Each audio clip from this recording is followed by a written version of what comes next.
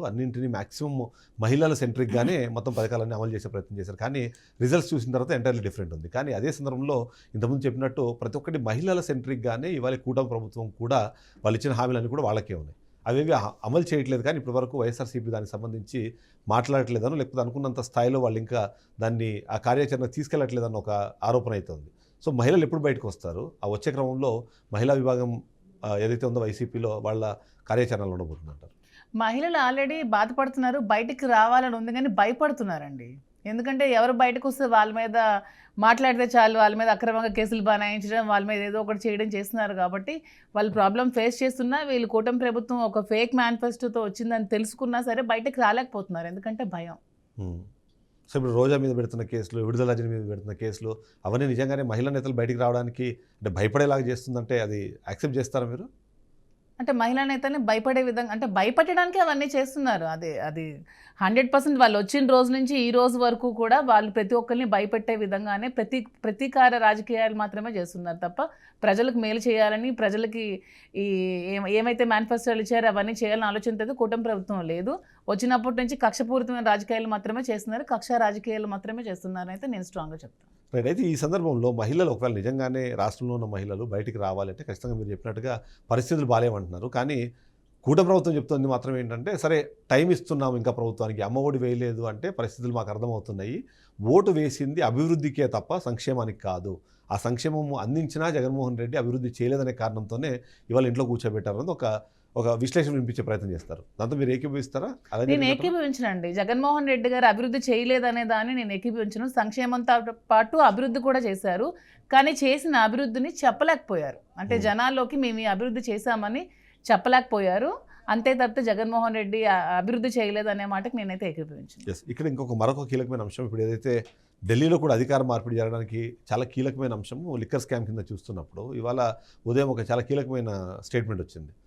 Delhi liquor స్కామ్కి 1000 రెట్లు ఎక్కువ liquor scam ఆంధ్రప్రదేశ్లో జరిగింది. మీరు ఏదైతే చెప్తున్న సంస్కరణల్లో భాగంగా ప్రభుత్వ మద్యం దుకాణాలు పెట్టారన్నారు, కానీ అది మద్యం దుకాణాలు ప్రభుత్వానివి కాదు, జగన్మోహన్ రెడ్డి పర్సనల్. అందుకే దాని మీద వచ్చే లాభాలు కానివ్వండి, కమిషన్లన్నీ కూడా తాడేపల్లి ప్యాలెస్కి వెళ్ళాయి అన్నది ఒక విమర్శ వినిపించే ప్రయత్నం కూడా ప్రభుత్వం చేస్తుంది. ఏమంటుంది?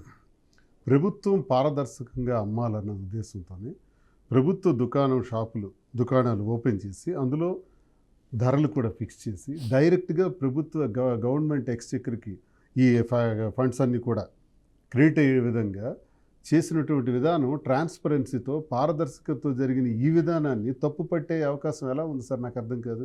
ఈరోజు మద్యం దుకాణాలని మళ్ళీ కాంట్రాక్ట్ సిస్టమ్ ద్వారా తెలుగుదేశం ఎమ్మెల్యేలకి, ఎంపీలకు, మంత్రులకి 99% దుకాణాలు ఇప్పించి తద్వారా వీళ్ళే బ్రేవరీస్ కూడా మళ్ళీ అన్నీ కూడా వీళ్ళే తీసుకొని అవన్నీ కూడా తయారు చేసి అందులో మోసం చేస్తూ ఈరోజు ధరలు ఈరోజు పెంచడం కూడా బడ్జెట్కి ముందే మద్యం మీద మళ్ళీ తగ్గిస్తానని చెప్పి సామాన్యుడు తీసుకునే మద్యం మీద కూడా ధరలు పెంచుతూ చేస్తున్న దీనిలో మోసం ఉందా? ప్రభుత్వం ద్వారా దుకాణాలు అమ్మటం ద్వారా మోసం ఉందా? ఎక్కడుందో స్పష్టంగా అర్థమవుతుంది కదా సార్. ప్రభుత్వం ద్వారా అమ్మిన దుకాణంలో ప్రతి దుకాణంలో వచ్చినటువంటి ఇన్కమ్కి, సేల్స్కి, ప్రాఫిట్స్కి అంతా డేటా ఉంటుంది. దానిలో ఎలా మోసం జరుగుతుంది నాకు అర్థం కాదు. వీళ్ళు చేసే దానిలో ఇప్పుడు మోసం జరుగుతుంది.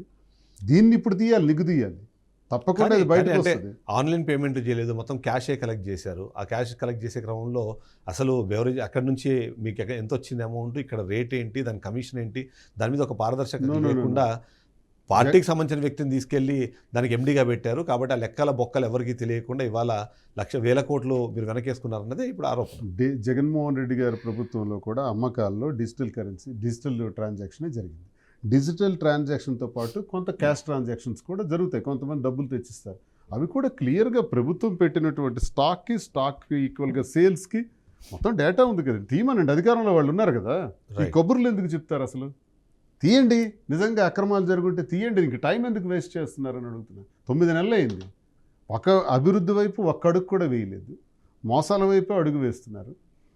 మళ్ళీ అమరావతి పేరుతో రియల్ ఎస్టేట్ వ్యాపారం చేసుకొని భూములన్నీ కూడా జేబులో నింపుకోవాలని చూస్తున్నారు. ఇన్ని చేస్తున్నటువంటి మీరు మా పైన జగన్మోహన్ రెడ్డి వల్ల గత ప్రభుత్వం వల్లే అని కాలం గడుపుతున్నారు 9 నెలలుగా. ఒక్కటైనా తీయండి అయ్యా, టైం ఎందుకు వేస్ట్ చేస్తున్నారు? ఇప్పుడు మా మీద నేనేమైనా నా స్థాయి నుంచి కూడా మేమేమైనా అవినీతి చేసామా, అక్రమాలు చేసామా, భూదందాలు చేసామా, లంచాలు తీసుకున్నాం, తీయండి, కేసులు పెట్టండి, వద్దనట్లా. అంతేగాని ఊరికే లేనిపోయిన ఆరోపణలు చేసి ఢిల్లీ పరిస్థితి ఆంధ్రప్రదేశ్కి వస్తుంది. ముందు మీ పరిస్థితి చూసుకోండి. ఈరోజు లిక్కర్లో చాలా పెద్ద స్కామ్ జరుగుతుంది. ఈరోజు రాష్ట్రంలో శాండ్లో దోపిడీ జరుగుతుంది, మైన్స్లో దోపిడీ జరుగుతుంది. ప్రతి అంశంలో కూడా రైతులకు నడ్డి విరగ్గొట్టారు. ఒక్క ధాన్యపు గింజ కూడా సరిగ్గా కొనుగోలు చేయలేదు, ప్రజలకు మోసం చేశారు. అచ్చెన్నాయుడు ఈరోజు వ్యవసాయ శాఖ మంత్రిగా ఉన్నాడు. దళారీ వ్యవస్థను మళ్ళీ పెంచి పోషిస్తున్నారు. ధాన్యం పీడిఎస్ రైస్నే మళ్ళీ ప్రభుత్వానికి సిఎంఆర్ రైస్గా వేస్తున్నారు. పీడిఎస్ రైస్ ఎలా వెళ్తుంది? ఇది కేవలం అచ్చెన్నాయుడు తాలూకా సొంత గోడౌన్లో, సొంత రైస్ మిల్స్లో కూడా ఇదే జరుగుతుంది. ఇవన్నీ తీయండి. ర్యాంకింగ్ 17వ ర్యాంక్ కింద ఉన్నాడు. ఇవన్నీ కూడా మీరు తీయకుండా ఎంతసేపు జగన్మోహన్ రెడ్డి వాళ్ళు, ఇది కూడా జగన్మోహన్ రెడ్డి అనే కారణం. పీడిఎస్ రైస్ అచ్చెన్నాయుడు సిఎంఆర్ నుంచి వెళ్ళడానికి కూడా గత ప్రభుత్వమే కారణమా? ఇంకెలా ఎంతకాలం ఇలా చెప్పుకుంటా పోతారు? 9 నెలలు కావస్తుంది కదా.